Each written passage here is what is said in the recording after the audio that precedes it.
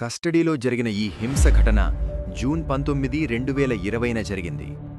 ఆ రోజు జయరాజ్ మరియు అతని కుమారుడి బెనిక్స్ వారు ఒక మొబైల్ షాప్ నడిపేవారు. లాక్డౌన్ సమయంలో అనుమతించిన సమయం దాటాక షాప్ తెరిచిపెట్టారని ఆరోపణలపై పోలీసులు అరెస్ట్ చేశారు. కానీ తర్వాత ఆ ఆరోపణ తప్పు అని తేలింది. తమిళనాడు రాష్ట్రంలోని మదురై జిల్లా కోర్టు సోమవారం ఈ కేసులో కీలక తీర్పిచ్చింది.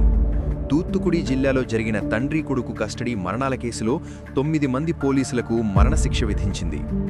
ఈ ఘటన 6 సంవత్సరాల క్రితం దేశవ్యాప్తంగా భారీ ఆగ్రహానికి కారణమైంది.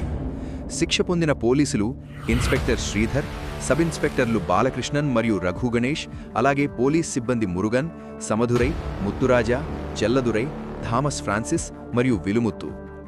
ఈ కేసు అధికార దుర్వినియోగానికి ఉదాహరణ అని కోర్టు పేర్కొంది. అలాగే తమిళనాడులో చాలా నిజాయితీగా పనిచేసే పోలీసులు ఉన్నారని, ఈ తీర్పు వాళ్లలో భయం కలిగించదని కూడా తెలిపింది. తండ్రి మరియు కొడుకును బట్టలు తీసేసి ఒకరి ముందే ఒకరిని దారుణంగా కొట్టారు. దీనిని చదివితే గుండె వణికిపోతుంది అని కోర్టు వ్యాఖ్యానించింది. తీర్పు చెప్పేటప్పుడు కోర్టు పోలీసుల ప్రవర్తనపై తీవ్ర విమర్శలు చేసింది.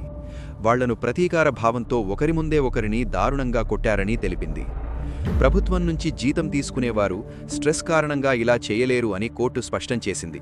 అలాగే మద్రాస్ హైకోర్టు పర్యవేక్షణ లేకపోతే ఈ కేసులో నిజం బయటకు రాకపోయేదని పేర్కొంది. ఈ కేసును రేర్ ఆఫ్ ది రేర్ కేసుగా పేర్కొంటూ సిబిఐ గరిష్ట శిక్ష అంటే మరణశిక్ష లేదా జీవిత ఖైదు కోరింది. ప్రాసిక్యూషన్ ప్రకారం ఈ నేరం చాలా భయంకరంగా ఉండి సమాజాన్ని కుదిపేసిందని తెలిపింది. 3 ప్రత్యక్ష సాక్షుల వాంగ్మయాలు దీనిని నిర్ధారించాయి. విచారణలో తండ్రి కొడుకును ఆయుధాలతో తీవ్రంగా కొట్టినట్టు, ఇది తీవ్రమైన మానవ హక్కుల ఉల్లంఘన అని నిరూపితమైంది. ఈ ఘటనలో పోలీసులు వారిని సాతాన్కుళం పోలీస్ స్టేషన్కు తీసుకెళ్లి తర్వాత జ్యుడిషియల్ కస్టడీకి పంపించారు. కొద్ది రోజుల్లో ఇద్దరూ మరణించారు. కుటుంబ సభ్యులు తెలిపిన ప్రకారం వారిని రాత్రంతా స్టేషన్లో కొట్టారని, శరీరంపై తీవ్ర గాయాలు మరియు రక్తస్రావం వంటి లక్షణాలున్నాయని చెప్పారు.